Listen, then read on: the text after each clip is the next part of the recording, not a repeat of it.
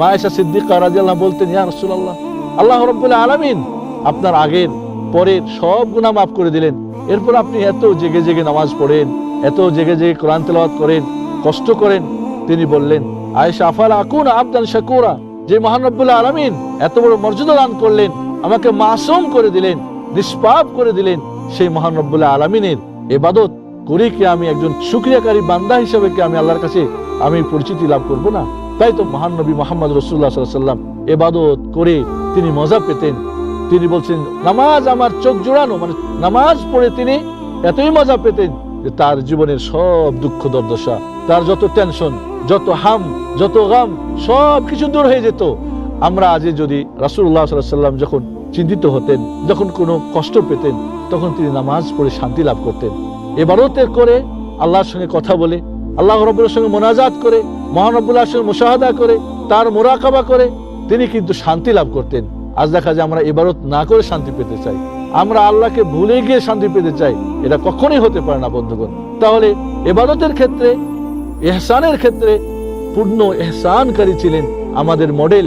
লাকাদ কানা লাকুম ফি রাসূলিল্লাহি উসওয়াতুন হাসানা লিমান কানা ইয়ারজুল্লাহা ওয়াল ইয়াউমাল আখিরা ওয়া যাকারাল্লাহা কাসীরা। মহান রব্বুল আলামিন আমাদেরকে বলেন, তোমাদের জন্য প্রিয় হাবিব মুহাম্মদুর রাসূলুল্লাহ সাল্লাল্লাহু আলাইহি ওয়াসাল্লাম মডেল হয়ে গেলেন। তিনি আমাদের ইবাদতের ক্ষেত্রে মডেল, আমাদের লেনদেনের ক্ষেত্রে মডেল, তিনি সবকিছুর ক্ষেত্রে মডেল। তাহলে ইহসান কিভাবে ইবাদত করব আমরা, এই ব্যাপারে আমরা তাকে মডেল নিব মুহাম্মদুর রাসূলুল্লাহ সাল্লাল্লাহু আলাইহি ওয়াসাল্লাম এবং সাহাবায়ে কিরাম রাদিয়াল্লাহু তাআলা আনহুম, এর পরবর্তী তাবিরা, তাবিগুন, তারা কিভাবে ইবাদত করতেন। আমরা যদি তাদের ইতিহাস এখানে বলতে যাই সময় অনেক লেগে যাবে। সাহাবায়ে কিরাম রাদিয়াল্লাহু তাআলা আনহুম এমন ভাবে ইবাদত করতেন, যুদ্ধক্ষেত্রে তাদের তীর গায়ের মধ্যে বিঁধে যেত, ঢুকে যেত। তখন কিন্তু এত উন্নত মানের অপারেশনের সিস্টেম ছিল না যে ওটাকে অবশ করে লোকাল দিয়ে কেটে সুন্দর করে বের করে নেবে তীর।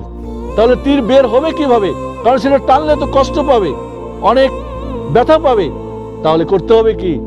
তারা যখন ইবাদতে দাঁড়িয়ে যাবে, যখন নামাজ পড়তে দাঁড়াবে, এমন ভাবে তারা আল্লাহর ভালোবাসায় মগ্ন হয়ে যাবে, তখন তাদের তীর টেনে বের করে নেওয়া হতো। তারা টেরও পেত না তাদের কি ব্যথা হলো, কি আলম হলো, সমস্যা হলো, কিছু পেতেন না। তাহলে অপারেশনে তাদের তীর বের করার সময় ছিল কি? ইহসান। এমন ভাবে ইবাদত করতেন, পাখি মাথার উপরে এসে বসে যেত। পাখি মনে করতে এটা বুঝি একটা গাছ, এটা একটা বুঝি ডাল। অনর ভাবে নামাজ ইবাদত করতেই আছে, পড়তেই আছে ইহসানের সঙ্গে, যার ফলে পাখি মনে করেছে বুঝি একটি গাছ। সুবহানাল্লাহ। ইমাম বুখারী রাহমাতুল্লাহ আলাইহি নামাজ পড়তেছিলেন, সালাত আদায় করতেছিলেন, তার পিঠের মধ্যে ভেমরুল বল্লা পিঠের মধ্যে কেটেছে। একবার, দুইবার, তিনবার, 17 বার তার পিঠের মধ্যে কেটেছে। ইমাম বুখারী রাহমাতুল্লাহ আলাইহি টেরই পান নাই যে তার পিঠের মধ্যে বল্লা কাটতেছে। আমাদের তো নামাজে বা ইবাদত করতে গিয়ে, কোরআন পড়তে গিয়ে আমরা এদিক ওদিক দেখি, জিকির আজকার করতে গিয়ে অন্য ভবনে চলে যায়, হজ করতে গিয়ে অন্য কোথাও কিছু ভাবি, নামাজ পড়তে গিয়ে অন্য কিছু ভাবি। কিন্তু তারা এমন ভাবে ইবাদত করতেন ইহসানের সঙ্গে, যেন আল্লাহকে দেখতেছেন। আর আল্লাহকে দেখতে পাচ্ছেন এমন যদি হয়, ওই বান্দা কখনোই এদিক ওদিক যেতে পারে না। ইমাম বুখারী রাহমাতুল্লাহ আলাইহি নামাজ শেষে বললেন, দেখো তো আমার পিঠে কি হয়েছে। তার জামা উঠিয়ে দেখা হলো 17টি জায়গাতে বল্লা ভেমরুল কেটেছে।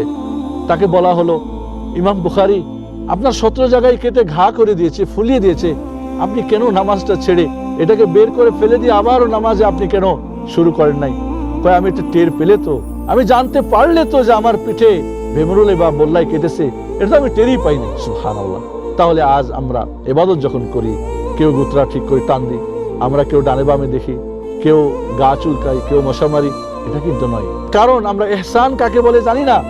তাহলে ইহসান যখন আমরা জানবো যে ইবাদতের ক্ষেত্রে যখন ইবাদত আমি করব, আমি নিশ্চয় আমি আল্লাহকে যেন দেখতেছি।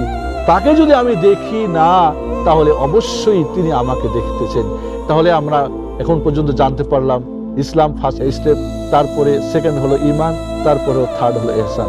তাহলে যিনি মুসলিম তিনি মুমিন নাও হতে পারেন, যিনি মুমিন তিনি মুহসিন নাও হতে পারেন। তাহলে ইহসানের সঙ্গে যিনি ইবাদত করেন তিনি মুহসিন।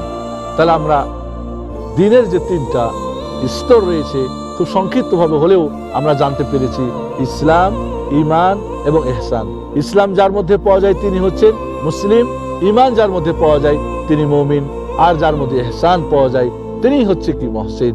আল্লাহ রাব্বুল আলামিন এই যে আমাদের 3টি দ্বীনের স্তর সুন্দরভাবে আমরা জানতে পারলাম, ওইভাবে যেন আমাদের জীবন পরিচালিত করতে পারি, সেই তৌফিক যেন আমাদেরকে দান করেন।